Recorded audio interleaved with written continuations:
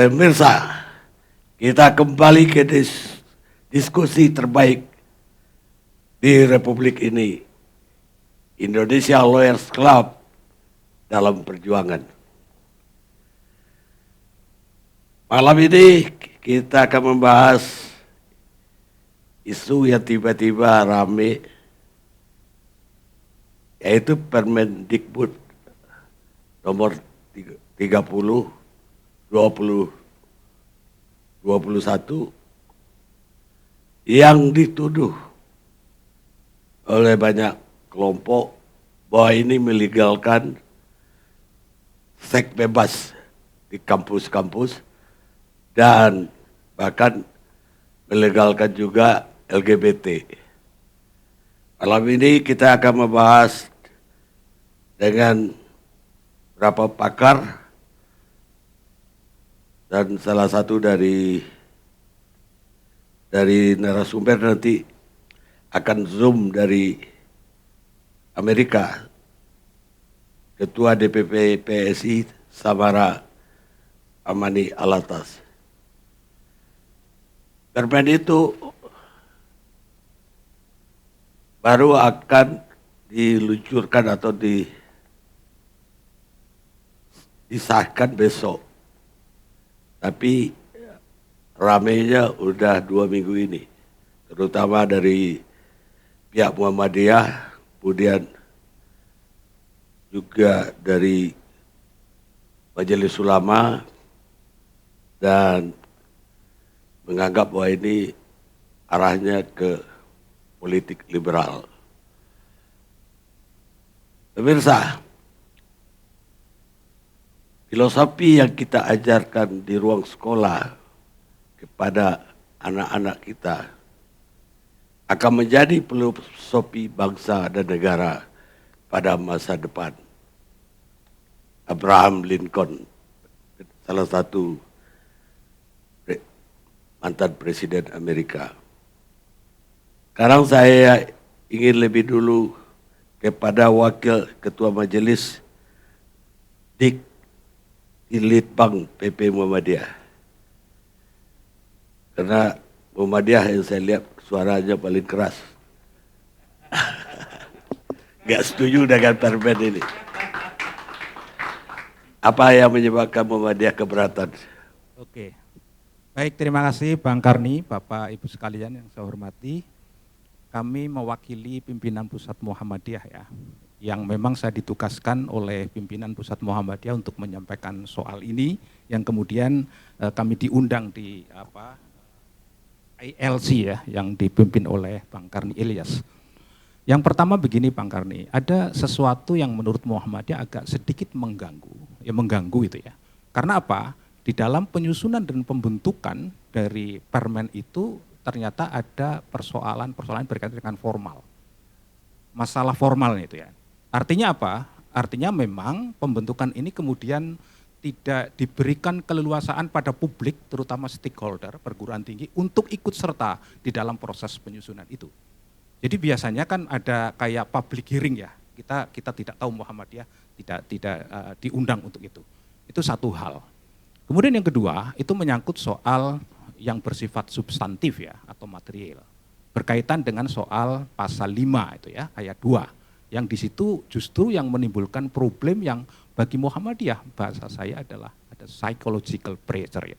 Ada satu tekanan psikologi yang memang itu tidak agak mengganggu prinsip-prinsip yang ada di Muhammadiyah sebagai sebuah organisasi Islam ya. Nah di situ dijelaskan bahwa ada satu frasa dengan yang menurut kami itu agak sedikit mengganggu.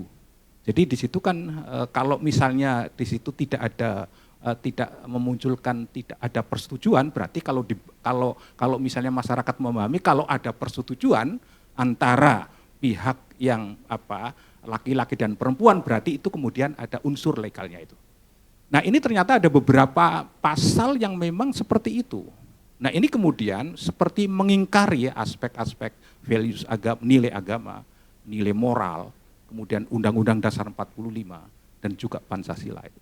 Padahal tujuan dari pendidikan di Indonesia itu adalah mementingkan aspek-aspek moral, kemudian juga akhlak yang akan membentuk satu visi pendidikan berdasarkan Pancasila. Dan itulah sebenarnya yang kemudian menjadi problem serius bagi Muhammadiyah. Nah, oleh karena itu ada hal yang perlu direkomendasi atau perlu diberi masukan pemerintah itu. Yang pertama adalah memerlukan satu penyusunan sebuah produk politik yang kemudian melibatkan banyak pihak secara penuh. Ya, kalau misalnya sebuah undang-undang itu kan perlu ada public hearing ya. Artinya apa? Masyarakat menjadi tahu hal-hal yang berkaitan dengan soal-soal pembentukan undang-undang. Nah, ini kemudian minim. Maka perlu ada proses seperti itu. Kemudian yang kedua, Muhammadiyah dengan mengatakan tegas bahwa itu harus dicabut atau direvisi. Tetapi dengan prinsip-prinsip yang memang itu tidak bisa dilepaskan dari aspek Undang-Undang Dasar 45 dan Pancasila.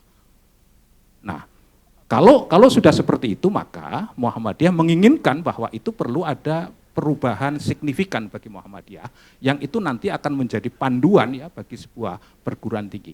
Nah, kemudian yang ketiga, ada beberapa unsur yang sedikit mengganggu juga. Seandainya sebuah perguruan tinggi itu kemudian mengabaikan permen itu, akan ada sanksi administratif. Seperti misalnya ya, sebuah perguruan tinggi kalau itu mengabaikan permen ini berarti nilai akreditasi akan diturunkan, misalnya dari unggul menjadi di bawahnya sangat baik, atau sangat baik diturunkan menjadi baik, atau mungkin tidak terakreditasi. Kemudian yang kedua, ada dana-dana atau anggaran oleh Kemenristek-Dikti saat itu digelontorkan ke sebuah perguruan tinggi, kemudian juga akan dipotong kalau misalnya AB perguruan tinggi. Sebenarnya begini Bang Karni, kita itu di perguruan tinggi Muhammadiyah ada 163 perguruan tinggi di Indonesia, mulai dari Sabang sampai dengan Merauke. Nah, sebenarnya kita sudah punya itu kode etik ya. Kode etik kalau misalnya perguruan tinggi di satu tempat ada karyawan atau dosen dan mahasiswa yang melakukan tindakan yang amoral, kita sudah punya itu aturan mainnya itu kan. Dan tampaknya ini kemudian menjadi problem yang serius ketika ada permen itu mencoba untuk memasuki wilayah-wilayah yang sebenarnya ya sudah kita diatur itu di perguruan tinggi Muhammadiyah. Nah, oleh karena itu kami menghimbau dari pimpinan pusat Muhammadiyah, saya sebagai wakil dari PP Muhammadiyah, Pak. Jadi kalau saya tidak menyampaikan itu berarti mungkin saya dianggap sebagai pengkhianat gitu kan. Nah, oleh karena itu saya menyampaikan ini kepada publik lewat ILC ini bahwa itulah sebenarnya prinsip-prinsip yang kemudian dilakukan atau oleh Muhammadiyah. Itu Pak Bang Karni. Ya, tapi dari pihak kementerian bahwa itu tujuannya justru mulia. Artinya pasal-pasal yang Bapak sebutkan tadi itu ditujukan agar tidak ada pemaksaan atau kekerasan seksual di kampus-kampus baik oleh dosen maupun sesama mahasiswa. Ya betul, jadi begini Bang Karni. Jadi sebenarnya Muhammadiyah itu concern ya dengan persoalan pencegahan dan penanganan kekerasan seksual. Tetapi yang jadi masalah itu ada pasal-pasal yang kemudian ini bermasalah bagi Muhammadiyah. Karena kemudian kalau bahasa saya mengabaikan atau mengingkari prinsip-prinsip nilai agama, kemudian moral dan juga Pancasila. Ya, yang kemudian itu sudah ada di dalam pasal 5 ayat 2. Misalnya di situ ada mohon maaf ya, saya harus menyampaikan kalau misalnya seseorang kemudian dengan membuka pakaian, tapi kalau itu tidak tanpa persetujuan orang ya, yang tanpa persetujuan kan, berarti kan itu korban. tidak boleh. Nah, itu artinya kalau tanpa persetujuan berarti kena aturan sebagai sebuah kekerasan seksual. Tetapi kalau misalnya kemudian persetujuan dari korban, maka itu diperbolehkan itu kan. Bahasanya seperti itu, mungkin juga ada beberapa perspektif yang mungkin kita beda dengan pihak lain, tapi kemudian prinsip Muhammadiyah adalah seperti itu Bang Karni. Apakah itu bukan sebuah penegasan bahwa artinya bahwa perkosaan ataupun memaksa orang untuk melakukan sesuatu itu dilarang sama sekali kan? Apa bukan begitu? Ya, artinya memang Muhammadiyah berpendirian bahwa pasal-pasal di 5 ayat 2 memang itu bermasalah itu kan. Karena seolah-olah itu kemudian memunculkan tafsir dan ada ambiguitas menurut Muhammadiyah. Nah, oleh karena itu pasal-pasal yang seperti ini ya dirubah. Tapi sebenarnya kami dari Muhammadiyah mencoba tolong itu dicabut Pak Menteri itu kan, atau merubah pasal-pasal yang memang bermasalah itu kan. Kami setuju sebenarnya Pak melakukan pencegahan ya, termasuk juga di dalamnya penanganan soal kekerasan seksual. Bagaimanapun juga kami setuju ya. Cuma problemnya ada di situ sebenarnya. Jadi artinya kita tidak abis soal itu, tapi sebenarnya kita memiliki satu concern agar kekerasan seksual di perguruan tinggi itu kemudian dieliminir. Baik, Pak. Saya panggilnya Pak Dimyati. Pak Dimyati. Ya. Sekarang saya ingin dengar dari aktivis perempuan Ibu Ratna Batara Munti.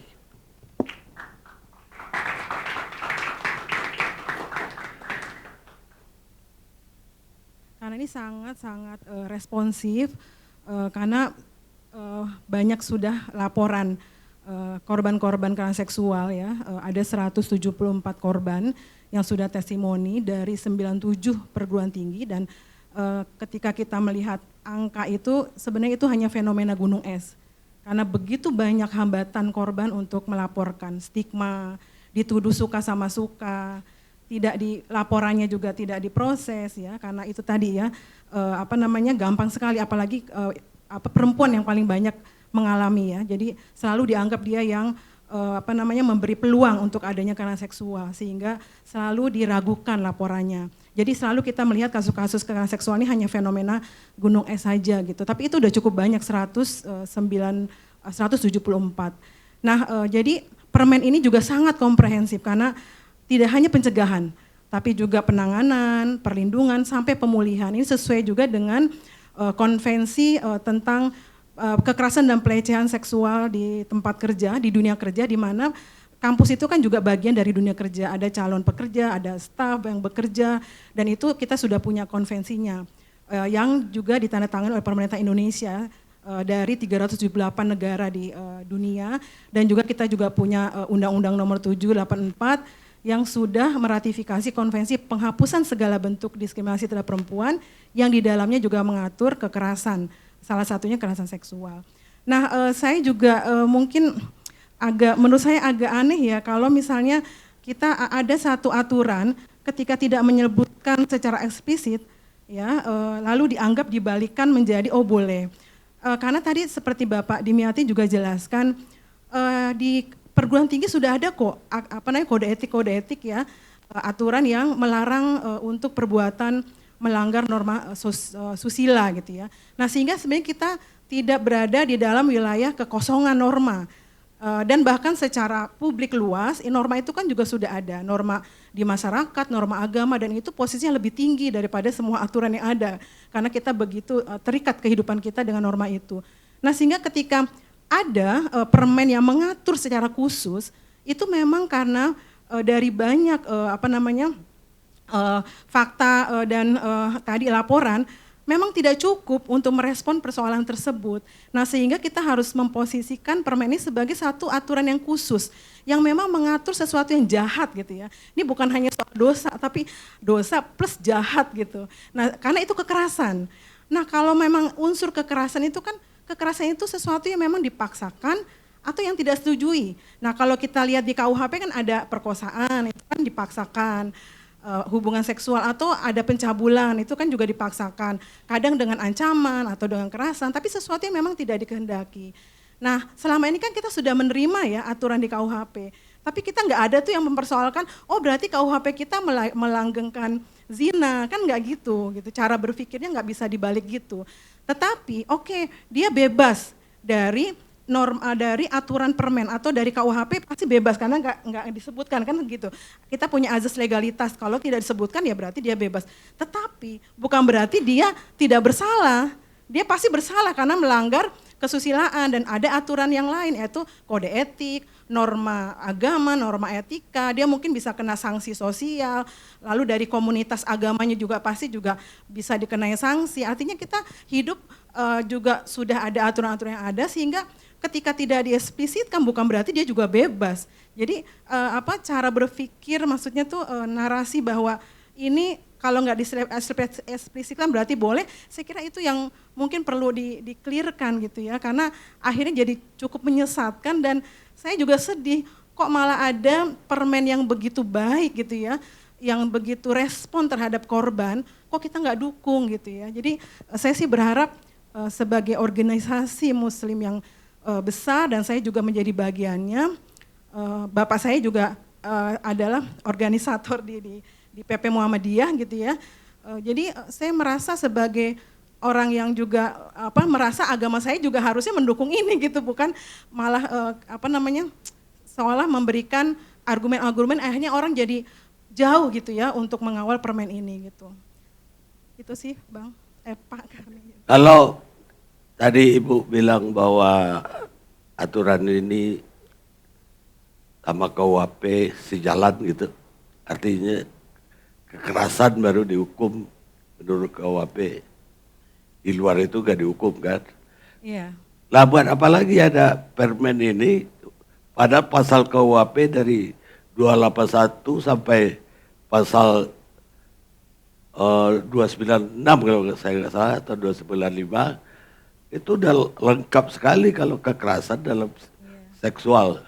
Oke, iya, karena di KUHP itu kan hanya mengatur pemidanaannya ya. Tetapi di dunia kampus itu kan dari permen ini mengatur banyak sekali kebutuhan korban yang direspon. Jadi bukan hanya penanganan, tapi pencegahannya, pemulihan yang penting ya, pemulihannya dan juga yang penting juga sanksi bagi pelakunya di internal kampus. Tetapi ada pasal 10 yang menegaskan walaupun ada sanksi gitu ya di internalnya, tapi tetap hak korban untuk memproses kasusnya. Kalau memang perbuatannya sesuai dengan hukum pidana yang ada itu tetap bisa dilanjutkan. Nah, itu yang saya kira menarik ya. Jadi kasus-kasus ini tidak didomestikasi, diselesaikan di internal. Nah, kenapa menjadi penting permen ini? Karena pengalaman kita dalam penanganan kasus yang beberapa kasus itu dari kampus sangat sulit Pak Karni diproses. Karena pelakunya adalah mereka yang punya kekuasaan, otoritas di kampus itu, lalu juga dikhawatirkan mencemarkan nama baik kampus. Jadi banyak sekali yang dibungkam gitu ya, sehingga pemulihannya nggak jalan, bantuan nggak ada gitu. Sementara korban akhirnya juga nggak produktif, maksudnya sebagai mahasiswa ya nggak bisa lagi seperti sebelum dia menjadi korban ya, karena ada penderitaan ya. Ini yang membedakan korban dengan misalnya yang bukan korban. Karena kalau korban pasti ada penderitaan secara fisik, psikis gitu ya. Dan ini butuh pemulihan gitu ya, penanganan kepada mereka. Mungkin Pak Dimyati ada yang mau ditambahkan setelah dijawab oleh Ibu Ratna? Begini Bung Karni ya, jadi kalau saya melihat bahwa sebuah produk politik itu harus memberikan makna ya. Kalau saya baca sebuah kitab ya, ada kitab karangan As-Satibi yang berjudul Al-Muwafaqah Al-Maktabah atau Fikih. Kitab itu menjelaskan pada kita bahwa sebuah produk politik yang baik adalah ketika produk politik itu memberikan apa yang saya sebut sebagai kesejahteraan, memberikan keadilan, memberikan perlindungan, dan memberikan kedamaian pada siapa? To the all people. Nah, ketika sebuah politik kemudian di situ ada beberapa pasal yang mengganggu, itu artinya bahwa pasal itu sebenarnya bermasalah secara substantif itu. Itulah sebenarnya Bu Ratna, itu yang dipersoalkan oleh Muhammadiyah. Bagi Muhammadiyah sebenarnya setujulah 100% adanya permen itu. Tetapi yang tidak setuju adalah pasal-pasal yang kemudian tadi sudah saya sampaikan. Ya, jadi kalau misalnya nanti ada perubahan atau revisi, itulah pasal-pasal yang perlu direvisi atau diperjelas itu. Sehingga tidak menimbulkan ambiguitas dalam sebuah pasal yang ada di dalam permen itu. Saya kira itu Bung Karni, terima kasih. Iya, artinya Bapak mempersoalkan, tapi kok tadi minta dicabut?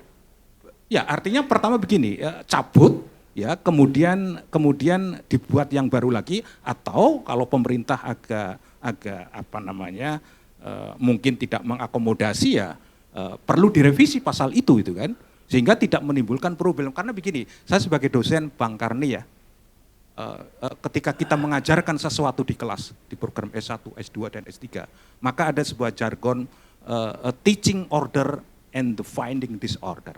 Kita itu mengajarkan ketertiban, tetapi kemudian yang kita temukan di lapangan adalah ketidaktertiban. Ya, kenapa begitu? Karena banyak produk politik di Indonesia yang kemudian diprotes. Oleh siapa? Oleh sebuah komunitas. Tapi kita itu sebenarnya punya negara kita sangat demokratis ya. Di situ ada MK, di situ ada judicial review kalau misalnya sebuah organisasi itu kemudian dirugikan, kemudian juga ada uji materi di Mahkamah Agung. Oke, tidak masalah sebenarnya Bung Karni ya, soal-soal yang seperti ini kita perlu satu pandangan, satu perspektif, dan kita akan menemukan satu titik tertentu yang kemudian bisa memberikan semacam pencerahan bagi masyarakat kita. Karena bagaimanapun juga bahwa ketika kita mengajarkan satu ketertiban di kelas, tapi kemudian yang kita temukan di masyarakat adalah ketidaktertiban. Contohnya apa Bung Karni? Contohnya adalah undang-undang tentang Omnibus Law, itu luar biasa. Kemudian juga Undang-Undang Nomor 5 tahun 79 ya, yang kemudian ini berlaku tapi di wilayah tertentu di Indonesia Timur itu menjadi masalah. Kohesivitas masyarakat Sumba, Sabu, dan Rote ada satu problem tertentu karena sebuah produk politik di zaman Soeharto. Sekarang ada Undang-Undang Omnibus Law, muncul lagi Permen. Ini berarti memang antara apa yang kita pikirkan diidealisasikan ternyata tidak sesuai dengan kenyataan. Boleh Silakan. Iya, tadi diusulkan dicabut dan karena tidak setuju dengan persetujuan itu, jadi saya melihatnya mungkin itu dihapus. Nah, saya rasa itu penghapusan unsur persetujuan korban itu bermasalah kalau dihapus.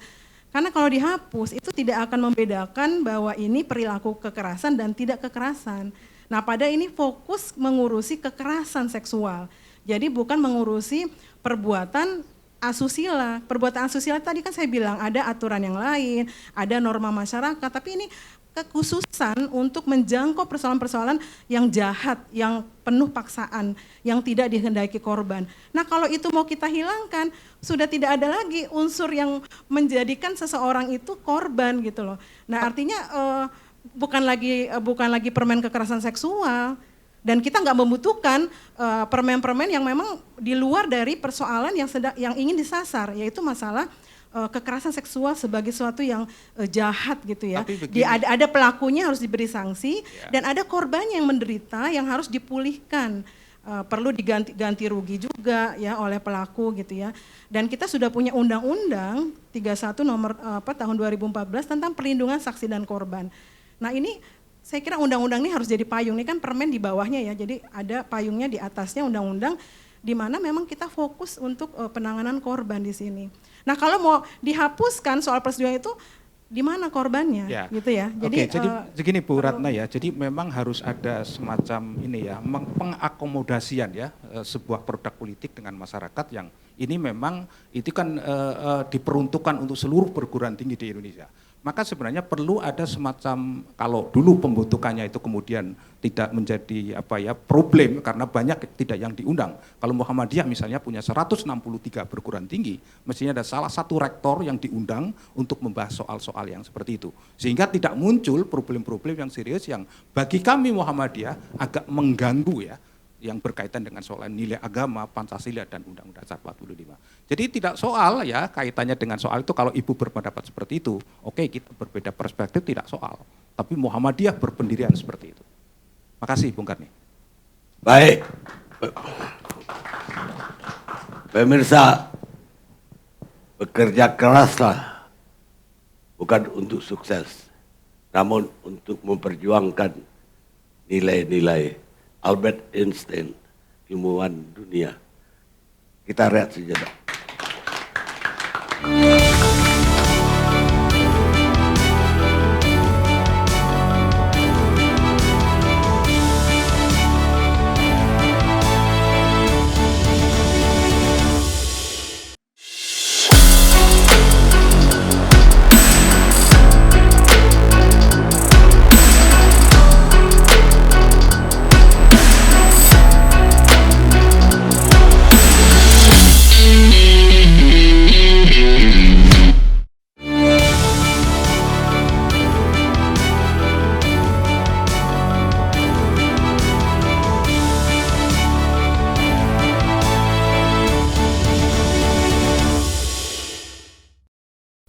Pemirsa, kita lanjutkan acara kita. Sekarang saya akan mengundang seorang politisi dari DPP PSI, beliau Ketua DPP PSI, Samara Amani Alatas, yang sekarang berada di Amerika. Dengar saya? Pak Karni, Ya. terima kasih Bunda. Oke. Saya mau dengar pendapat Anda. Apakah Anda setuju dengan permen ini atau tidak? Ya, baik. Terima kasih Pak Karni. Assalamualaikum warahmatullahi wabarakatuh. Terima kasih sudah mengundang saya ke forum ALS ini. Pertama-tama saya ingin menyatakan dukungan saya dan apresiasi terhadap Pak Mendikbud terkait dikeluarkannya Permendikbudristek untuk mencegah perkara kekerasan seksual di kampus. Pertama-tama kita harus menyamakan persepsi dulu. Persepsinya satu kalau untuk saya, mendukung kampus merdeka dari kekerasan seksual. Kampus itu harus bisa menjadi ruang di mana setiap mahasiswa merasa nyaman untuk belajar dan berkembang, bukan merasa ketakutan karena potensi pelecehan seksual yang bisa menimpa mereka. Nah, kalau persepsi kita ini udah sama, maka sebenarnya Permendikbud ini adalah jawaban terbaik untuk menjamin bahwa kampus bebas kekerasan seksual. Persoalan kekerasan seksual ini persoalan yang mendesak Pak Karni. Data Komnas Perempuan misalnya kalau kita lihat menunjukkan 1 dari 3 perempuan Indonesia itu pernah mengalami kekerasan seksual dalam hidupnya. Kalau kita lihat pada tahun 2019 pernah ada investigasi dari Tirto gitu ya. Dalam rentang 1 bulan waktu itu ada 174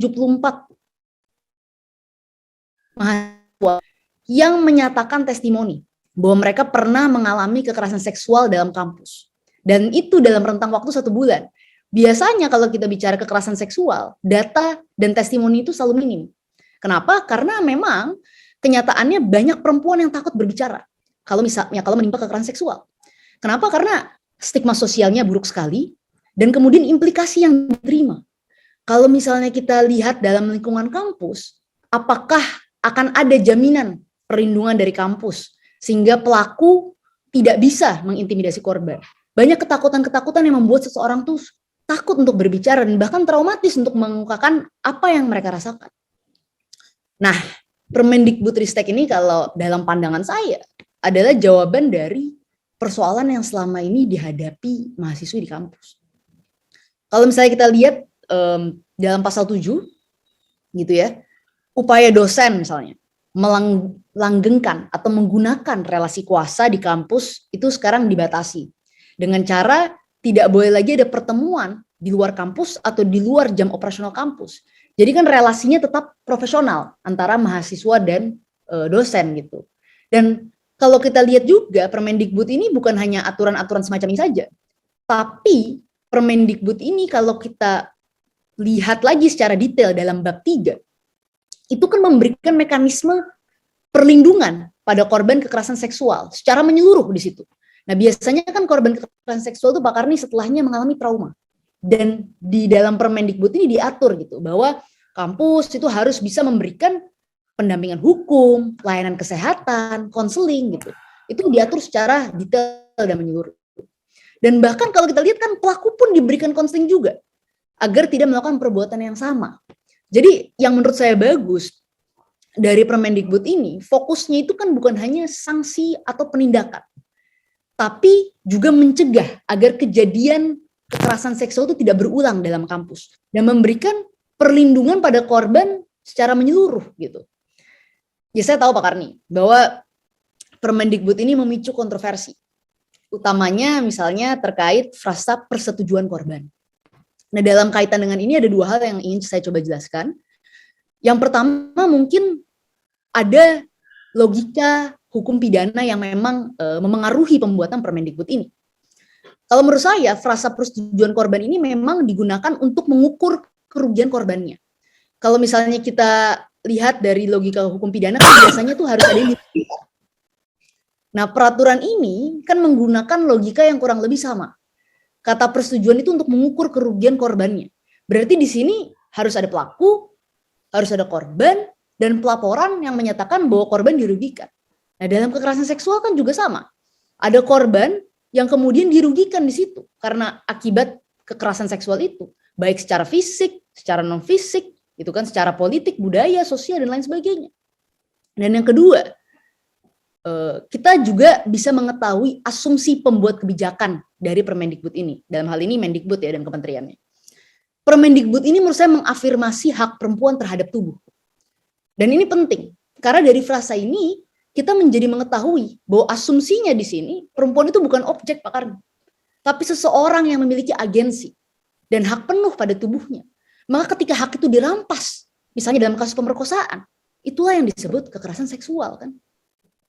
Nah, kalau kita menghilangkan frasa persetujuan korban itu sebenarnya seolah-olah kita meniadakan agensi dan afirmasi terhadap kepemilikan tubuh perempuan.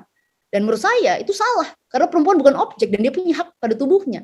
Dan ini sama sekali dari dua logika ini tidak ada sama sekali yang mencoba berpikir terhadap legalisasi perilaku seks yang misalnya berisiko.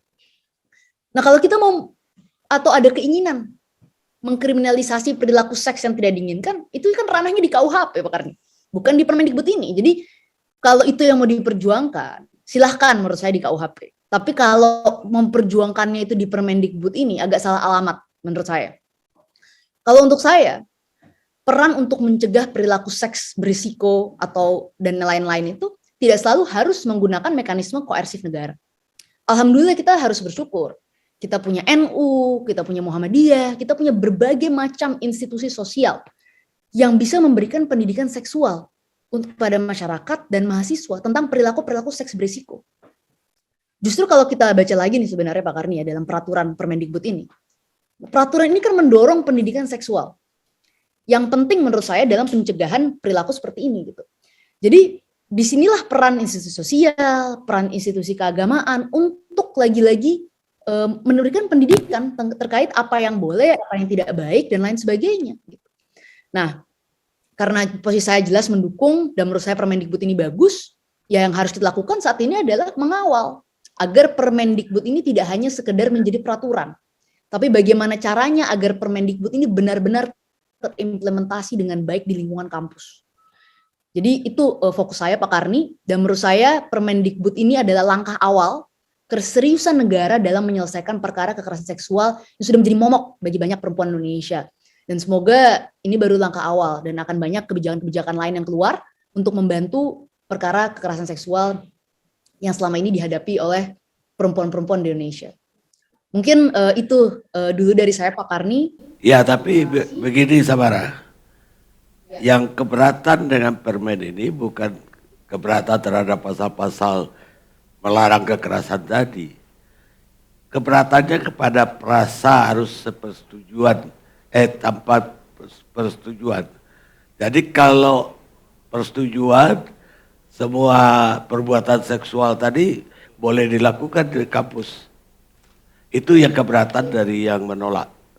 Iya, betul. Saya paham, tapi menurut saya lagi-lagi itu agak salah alamat. Karena itu sebenarnya hanya logika bolak-balik Pak Karni. Mohon maaf kalau saya bisa bilang seperti itu. Ya, kontrarionya lah. Betul, tapi begini Pak Karni. Lagi-lagi saya tadi kan katakan, ini adalah asumsi pembuat kebijakan. Asumsinya itu kan perempuan memang memiliki hak atas tubuhnya secara penuh Pak Karni. Gitu loh. Dan bukan untuk legalisasi atau kemudian boleh melakukan apapun, tapi untuk menyadari bahwa mengukur ketika hak itu diambil. Misalnya ketika saya punya tubuh saya punya hak tubuh saya pakai untuk apa saja, untuk tidur, untuk makan gitu kan dan lain sebagainya. Tapi kemudian kontrol saya terhadap tubuh saya ini diambil oleh pelaku kekerasan seksual yang melakukan pemerkosaan, melakukan pelecehan seksual dan lain sebagainya. Itu yang disebut definisi kekerasan seksual. Jadi itu logikanya hanya untuk menjelaskan definisinya Pak Karni. Bukan untuk misalnya perkara legalisasi gitu.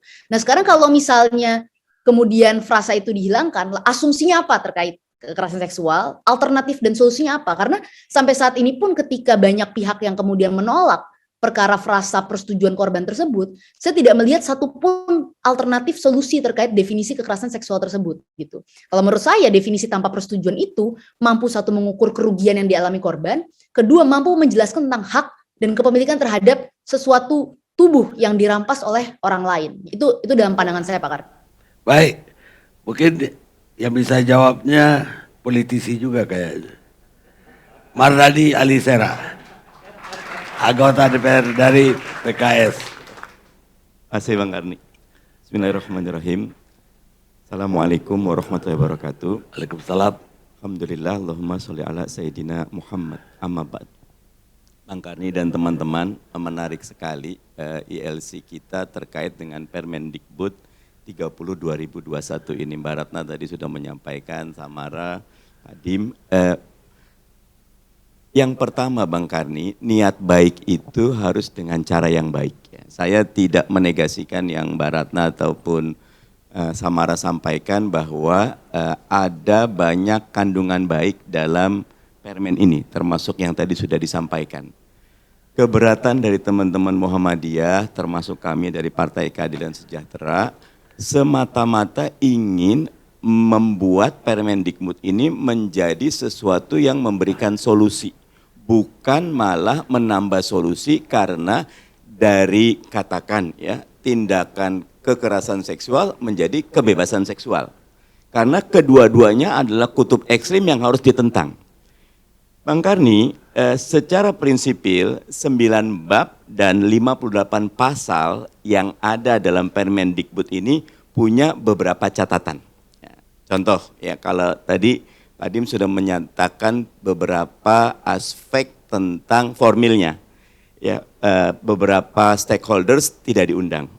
Ada yang lebih menurut saya lebih proporsional dikaitkan dengan Undang-Undang 12 tahun 2011 tentang tata acara peraturan perundang-undangan.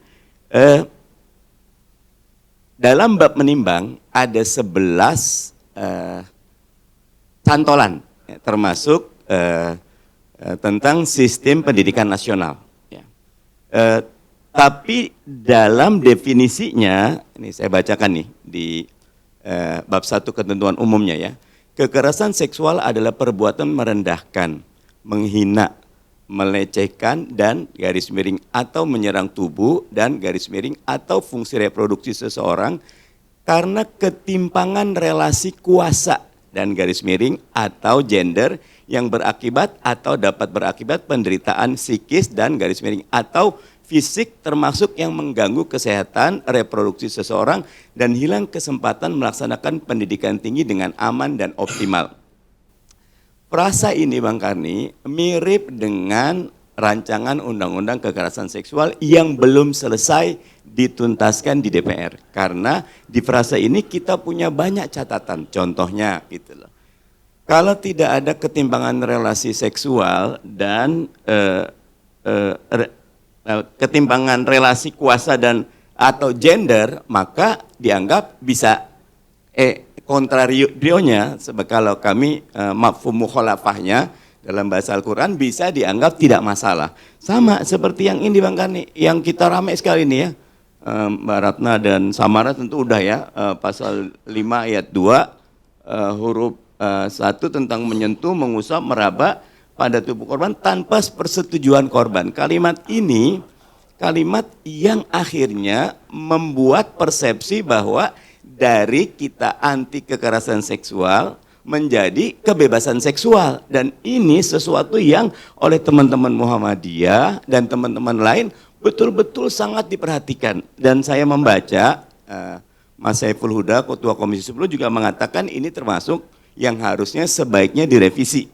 Secara umum baik, tapi ada beberapa catatan. Termasuk kalau catatan utama kami, sistem pendidikan nasional kita itu menciptakan manusia beriman, bertakwa, dan berakhlakul karimah. Itu tidak dicantumkan di dalam bab menjadi pertimbangan Bang Karni.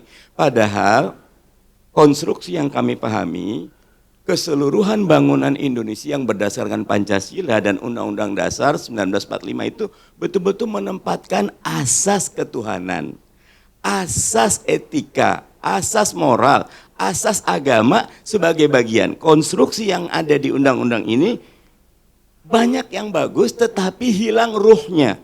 Menempatkan bahwa ketuhanan yang Maha Esa, kemanusiaan yang adil dan beradab, sistem pemerintah menyadarkan sistem pendidikan yang mewujudkan manusia yang beriman, bertakwa, dan berakhlak karimah itu tidak mendapatkan penekanan. Yang kedua Bang Karni, dalam bab tadi kelengkapannya sudah, tetapi ada sesuatu yang perlu kita cermati. Karena pelaksanaannya nanti ada satgasnya. Dan ada implikasi kalau tadi Pak Dimyati mempengaruhi kualitas penilaian dari universitas bersangkutan. Aspek-aspek yang meluas ini dalam bab kami di DPR perlu hati-hati. Permen ini niatnya baik, Bang Karni, tetapi ada catatan-catatan yang harus diperbaiki. Karena itu ketika Apersika, Muhammadiyah dan teman-teman ingin ini dicabut atau direvisi, PKS mendukung ini dicabut atau direvisi untuk kemudian disosialisasikan dengan seksama.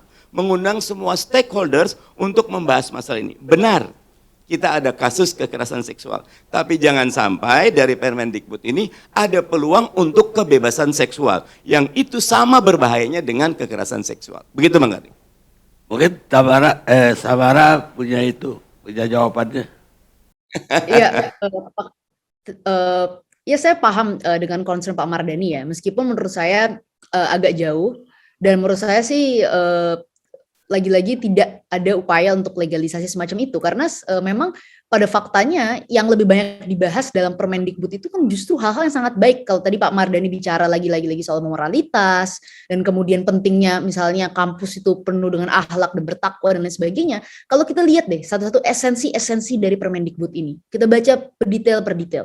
Misalnya ada larangan-larangan seperti bujukan-bujukan dari dosen gitu atau pernyataan-pernyataan yang bisa nantinya mengarah ke pembicaraan-pembicaraan yang tidak pantas, itu kan semuanya diatur secara detail di dalam Permendikbud ini, sehingga sebenarnya menurut saya Permendikbud ini menjaga moral agar tidak ada lagi baik itu mahasiswa maupun dosen yang menyatakan ungkapan-ungkapan yang tidak pantas dan membuat seseorang tidak nyaman. Dan lagi-lagi kalau misalnya itu fokus pada moralitas, itu yang menurut saya dicegah oleh Permendikbud ini, yang dijaga dengan baik oleh Permendikbud ini. Nah kalau sekarang kita mau revisi lagi, saya mau tanya alternatifnya apa untuk mengukur definisi kekerasan seksual. Karena kan tadi seperti saya katakan Pak Karni, tidak ada yang memberikan definisi alternatif rasanya terhadap kekerasan seksual gitu. Padahal saya yakin sekali asumsi pembuat kebijakan tidak ada maksud legalisasi ke sana. Ini hanya asumsi tentang perempuan punya hak pada tubuhnya, bukan untuk masalah apa saja dia bisa melakukan apa saja pada tubuhnya. Toh kita punya banyak institusi sosial untuk menjaga itu semua, menjaga moralitas kita. Tapi kalau sekarang mau diganti apa? Dan sekarang kalau kita ini salah satu persoalan saya dalam perumusan kebijakan kekerasan seksual di negara ini adalah kita seperti tidak memiliki urgensi. Kita menganggap bahwa kita tuh bisa terus-menerus merevisi, terus-menerus menunda-nunda kekerasan. Sama seperti RUU PKS yang tertunda-tunda dan banyak akhirnya elemen-elemen yang terus dihilangkan dengan proses pembahasannya. Ini adalah perkara urgen, perkara yang sangat membutuhkan jawaban dari pembuat kebijakan, baik dari DPR, baik dari pemerintah. Mau sampai kapan kita menunda-nunda perkara ini, seolah-olah kita sama sekali tidak menyadari bahwa setiap hari kita menunda adanya landasan hukum dan landasan peraturan untuk melindungi perempuan Indonesia. Setiap hari juga kita membiarkan korban begitu saja berguguran tanpa perlindungan hukum yang jelas dari negara. Jadi itu yang ingin saya mungkin pertegas lagi dan jelaskan Pak Karni. Baik, jadi menurut Anda, seandainya Anda punya anak yang nanti satu ketika akan masuk perguruan tinggi, menurut Anda dengan permen ini cukup untuk melindungi si anak? Saya kira peraturannya cukup baik, tinggal implementasinya. Kalau implementasinya baik, saya kira peraturan ini akan bisa melindungi anak saya misalnya dari berbagai macam potensi kekerasan seksual yang terjadi pada sesama mahasiswa, yang terjadi juga pada relasi kuasa antara dosen dan mahasiswa. Itu yang menurut saya penting Pak Karni. Dan saya nggak akan berpikiran bahwa dengan ada peraturan ini akan ada perilaku perilaku seks bebas yang akan dilakukan anak saya. Karena saya tahu negara ini ditopang oleh berbagai institusi yang kuat, NU, Muhammadiyah, dan berbagai institusi keagamaan yang kuat untuk bisa menjaga moralitas negara, dan semuanya tidak perlu menggunakan mekanisme koersif. Itu dalam pandangan saya. Baik, saudara, terima kasih sudah bergabung bersama kami. Pemirsa,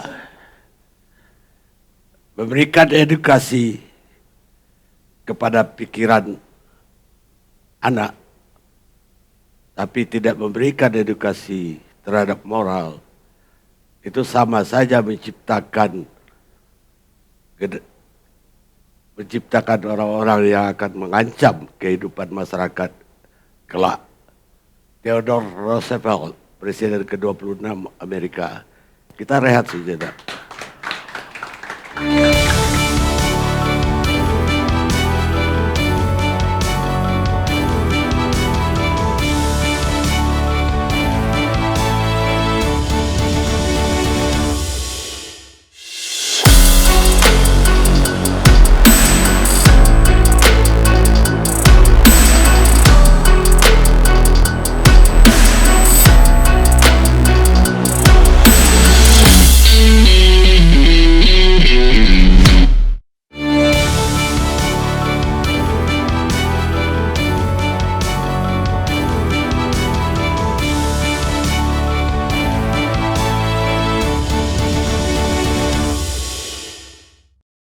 Pemirsa, kita lanjutkan acara kita. Sekarang saya mau ke Profesor Busni Umar, Rektor Universitas Ibnu Khaldun, Jakarta. Tapi sebelumnya, baju PKS kok agak mirip Gerindra sekarang. Enggak. Jangan bilang tanda-tanda Bang Karni. PKS orange Bang Karni. Kayaknya mau gabung lagi 2024. Tunggu tanggal mainnya. Silakan Pak. Ya, terima kasih Bang Karni. Assalamualaikum warahmatullahi wabarakatuh. Pertama saya ingin menyampaikan pandangan saya. Pertama, Permen Kementerian Pendidikan dan Kebudayaan Ristek ini nomor 30 tahun 2021 itu memang bagus ya. Tetapi kita harus juga memahami pandangan dari para majelis Islam, organisasi majelis Islam ya, termasuk diantaranya adalah Muhammadiyah, kemudian Al-Irsyad, kemudian Syarikat Islam, dan organisasi-organisasi ini didirikan sebelum Indonesia ada Pak. Jadi menurut saya pandangan mereka itu kita perlu dengar. Karena kita hidup di negara demokrasi. Yang berdaulat itu adalah rakyat. Jadi semua pandangan dari masyarakat itu kita harus dengar dan kita mencoba untuk mengawinkan pandangan pemerintah dan pandangan yang ada di masyarakat. Setidaknya ada 3 hal yang sangat penting di sini. Pertama, aspek teologis. Kalau yang disampaikan dari Muhammadiyah tadi dan berbagai organisasi Islam, mereka memandang ini tidak mencakup faktor teologis. Faktor teologis itu faktor agama yang sangat penting, sangat mendasar bagi umat yang beragama. Dan itu tidak tercermin di situ. Hanya dikatakan kekerasan seksual. Kita semua mendukung, kita membasmi kekerasan seksual. Tetapi saya juga setuju yang disampaikan pimpinan organisasi Islam itu, jangan sampai ada mafhum mukhalafah. Makna di balik itu kebebasan seksual. Dan itu yang mereka tentang. Dan ini dasarnya kuat sekali dari aspek teologis. Karena di dalam Islam itu mendekat pada seks aja itu, zina itu tidak boleh. Apalagi melakukannya. Jadi ini kita harus paham pandangan mereka. Pandangan yang kedua itu adalah aspek teologis. Kita ini, negara kita ini didirikan dengan dasar negara itu adalah ketuhanan yang Maha Esa. Itu pasal 29 ayat 1. Negara berdasar atas ketuhanan yang Maha Esa. Artinya apa? Seluruh peraturan, seluruh kebijakan itu harus mendasarkan dari itu. Dan pilar utama dan satu-satunya pilar utama dari ketuhanan yang Maha Esa itu adalah agama. Artinya apa? Peraturan yang kita buat itu tidak bisa melepas dari agama itu sendiri. Dan inilah yang diminta oleh Muhammadiyah dan organisasi Islam ini, agar dilakukan revisi masalah ini, agar sesuai aspirasi masyarakat untuk kebaikan seluruh bangsa Indonesia. Kira-kira itu Pak. Kemudian aspek yang ketiga yang ingin saya sampaikan itu aspek sosiologis. Masyarakat Indonesia itu adalah masyarakat yang beragama. Oleh karena itu seluruh peraturan, walaupun negara ini bukan negara agama, tetapi sekali lagi secara teologis, secara ideologis dan sosiologis itu tidak bisa kita tidak memperhatikan apa yang berkembang di dalam masyarakat. Maaf, Pak Dan Karni, saya bisa kira inilah interupsi? yang sangat penting saya sampaikan. Gimana? Maaf, saya bisa interupsi Pak Karni? Boleh, Kalau boleh, boleh. boleh. Iya, saya sebagai umat beragama agak-agak tersinggung ya, seolah-olah ketika kita mendukung permen yang sangat responsif dan melindungi korban, seolah-olah kita nggak beragama gitu. Kesan yang saya langsung dapatkan ya. Jadi saya agak secara psikologis juga terganggu ya. Karena tadi itu kata-kata bahwa seolah-olah seperti itu. Nah, yang saya ingin pertanyakan, apakah Bapak yang mungkin dari tadi udah menyinggung dari PP Muhammadiyah membuat statement itu, sudahkah dipanggil dari para penyintas atau korban untuk memberikan pengalamannya gitu, sehingga statement itu didasarkan dengan fakta real di lapangan. Yang kedua, apakah juga sudah didengar para pendamping yang selama ini menggeluti di lapangan menghadapi berbagai hambatan. Jadi bukan hanya wacana, bukan hanya narasi, tapi kita ingin peraturan yang memang responsif gitu, menyelesaikan masalah. Nah, ketika kita membahas persoalan dan ingin membuat aturan yang mendukung korban, melindungi korban, apakah itu bukan sesuatu yang agamis gitu loh. Jadi saya nggak berpikir agama tuh yang ngawang-ngawang. Ini faktanya ada korban. Jadi yang gini, masa Mbak, depan mahasiswa begini, banyak Mbak- jadi Mbak korban, Karni. menderita, lalu kita berbicara untuk memberikan solusi. Loh, kok kita Jadi- dibilang seolah-olah nggak beragama jadi gitu loh. begini, Mbak Ini Karni. agama Pak, ini agama banget gitu. Pak Karni begini, Pak. Ya, ya. Itu Tapi jangan mengawang-awang Muhammadiyah agamanya. dan berbagai organisasi itu mendukung 100%. Termasuk saya mendukung 100% itu kita melawan kekerasan seksual. Iya, Dan tapi itu jangan prinsip apa? di dalam agama. Tapi jangan dibilang bahwa itu mendukung tetapi kebebasan mana dari seksual, peraturan itu ini loh. mereka manai Dipatahkan lagi. ada di balik itu kebebasan seksual. Ya itu, Dan itu yang nggak boleh, Pak. Menurut saya itu nggak fitnah. boleh. Itu bukan fitnah. Dan itu Coba menyesatkan. baca satu persatu dari mananya itu. Sehingga orang yang dibilang itu kan kita membikin eufemisme ya. Kita mendukung, tapi sebenarnya permen ini mendukung kebebasan. Artinya apa? Artinya Anda tidak mendukung gitu loh. Dan itu logika Itu membolak-balik salah, itu Pak. menyesatkan. Coba baca satu persatu dari permen ini. Jadi masa orang-orang pintar di Muhammadiyah Ya tadi saya dan bilang, organisasi apakah Islam Muhammadiyah itu sudah tidak- mendengar Ya. fakta dari korban penyintas 174 dari kampus itu, sudahkah dipanggil? Mereka tahu itu didengarkan? masalah, tetapi yang mereka inginkan itu harus ada nilai-nilai yang saya sebutkan tadi. Nah, Kan itu saya kira semua itu Pak, saja. ketika berbicara soal korban, itu nilai-nilai semua. Ya. Perlindungan, pemulihan, itu semua nilai agama. Ya. Kita ngomong agama tuh nggak pengawangan hanya eksplisit berketuhanan, tapi apa wujud berketuhanan itu? Itu adalah perlindungan terhadap orang yang dizalimi. Kita berbicara kejahatan, perbuatan yang zalim. Ada pelaku yang sangat harus diberi sanksi. Ada korban yang menderita. Itu semua nilai agama, Pak. Jadi saya merasa, kok saya kayak nggak beragama ketika memperjuangkan aturan-aturan seperti ini gitu. Saya Itu kira yang Ibu buat saya Ran- tersinggung. Maaf. Ibu Randa udah cukup. Iya. Masih ada? Ya, jadi saya kira ini kesalahan persepsi di dalam melihat pandangan dari Muhammadiyah, kemudian dari berbagai organisasi Islam. Mereka itu menginginkan, kan ini bukan kitab suci. Karena bukan kitab suci, maka dikajilah public hearing itu sendiri untuk kebaikan seluruh bangsa Indonesia. Jadi bukan untuk kebaikan Muhammadiyah sendiri, tapi untuk kebaikan yang mengalami kekerasan seksual dan kita semua. Baik. Pak, Ya, giliran Ibu Rosti dilihat. ya. Pertama saya mendengarkan permen ini, langsung dalam hati saya alhamdulillah. Karena di situ menurut saya yang praktisi, saya orang lapangan Pak, saya di kolong-kolong jembatan dan juga membantu seperti Ratna juga lakukan, kita itu selalu mendampingi yang tidak pernah selesai.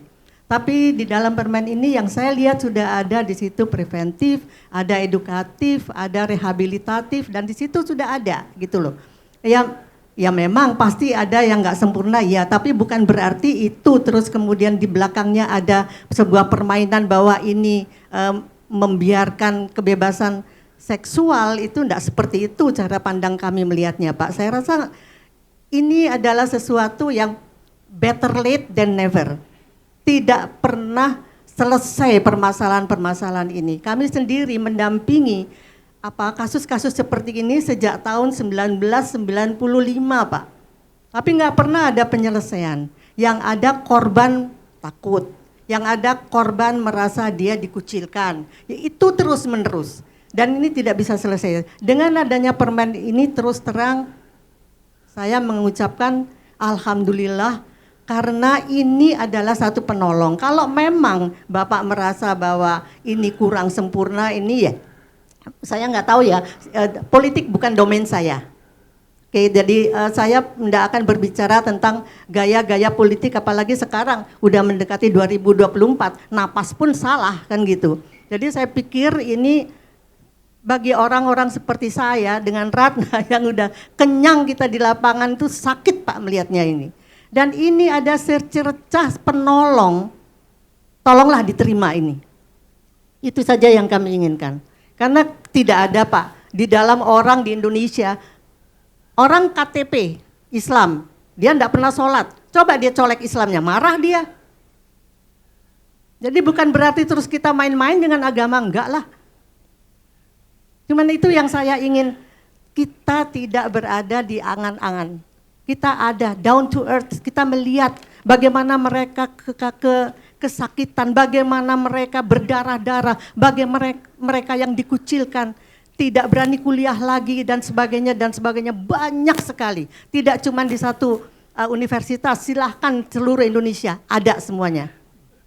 Dan itu memang harus kita terima. Bagi saya ya, saya terima dan saya mengucapkan alhamdulillah. Allah tahu itu semuanya, bahwa ini penting sekali. Makasih. Ya, tapi yang mereka keberatan Bu, seolah-olah permen ini permisif terhadap suka sama suka. Bapak, kita ini orang beragama. Menurut saya, itu tadi yang saya katakan. Ini agama, kamu agama apa? Agama Islam. Sholat enggak, apa enggak, tapi colek agamanya, marah dia. Jadi saya rasa memang tidak perlu kalau misalnya suka sama suka, itu enggak usah di kampus, dimanapun di dunia ini juga itu akan ada.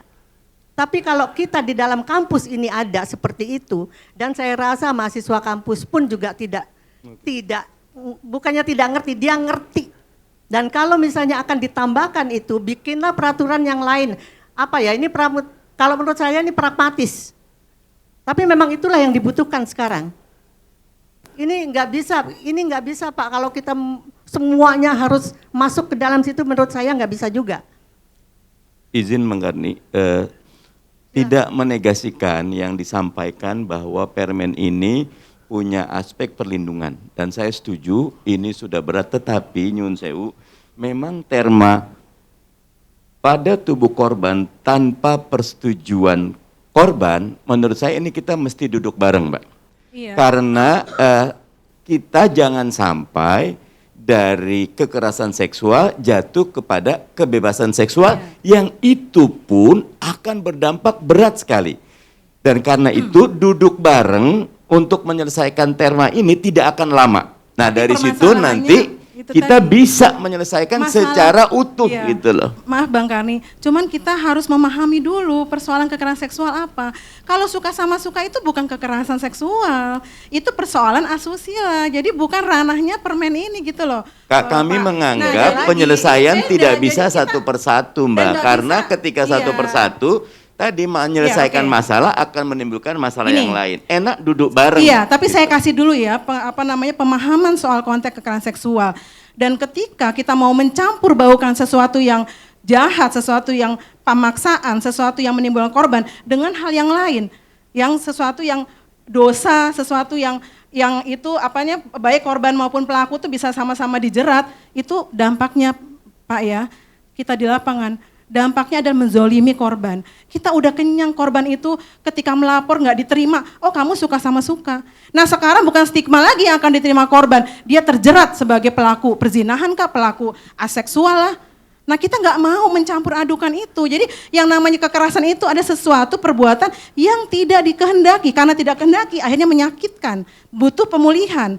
Nah ketika itu tidak bisa dibuktikan oleh korban dan selama ini memang susah, misalnya butuh saksi di luar korban, itu membebankan korban.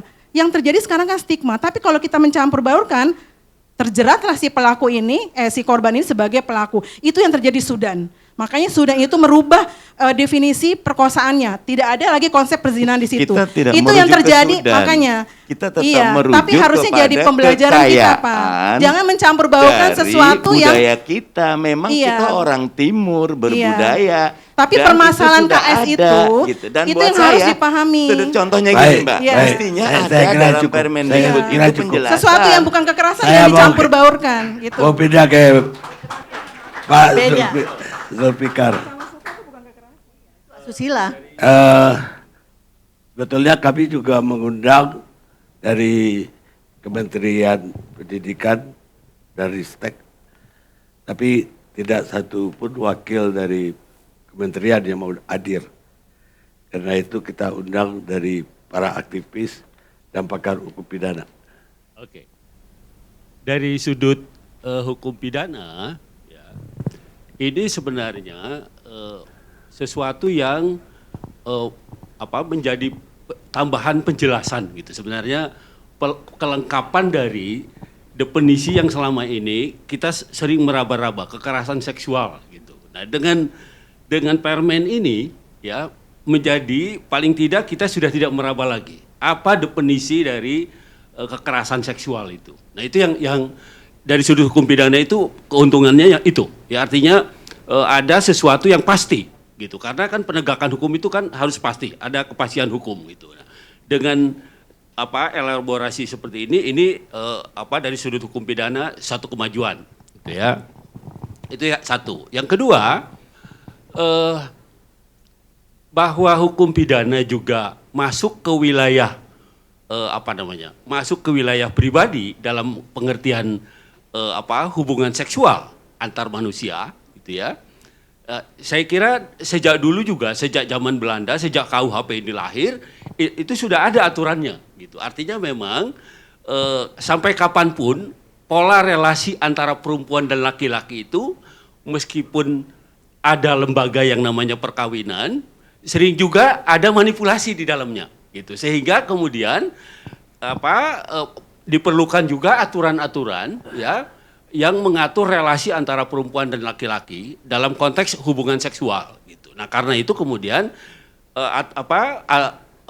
permen ini menjadi sementara ini kalau saya menjadi pelengkap gitu ya, menjadi pelengkap, mestinya dia menjadi sebuah undang-undang kedudukannya. Ya, jadi dia mestinya masuk menjadi undang-undang pidana gitu.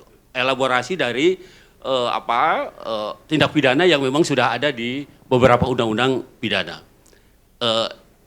Yang ketiga, ya, saya kira ini juga menjadi pesan moral juga gitu. Artinya selama ini kita sering bias gitu memaknai bahwa ini tidak bermoral, ini bermoral dan sebagainya. Dengan kejelasan definisi ini, definisi mengenai kekerasan seksual, maka kita tidak ragu lagi ya mendefinisikan satu perbuatan itu kekerasan seksual atau bukan gitu. Itu dalam kehidupan sosial saya kira ini membantu gitu, sehingga untuk para guru, untuk para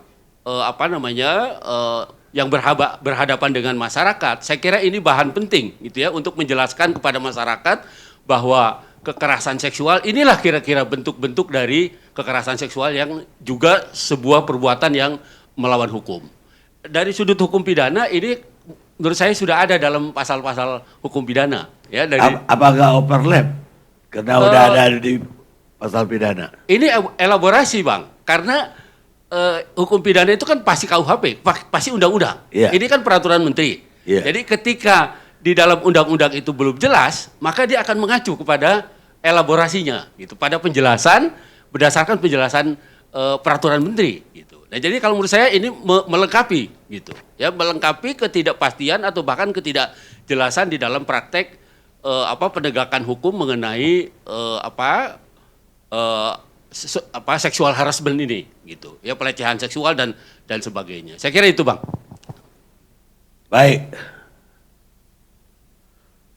Pemirsa, politik itu adalah seni mencari masalah kalau ada. Dan kalau udah ada, memberikan diagnosa yang keliru Dan tentu saja dengan diagnosa yang keliru juga apoteker memberikan obat yang salah. Bernard Ben, penulis Inggris. Sampai ketemu ILC yang akan datang.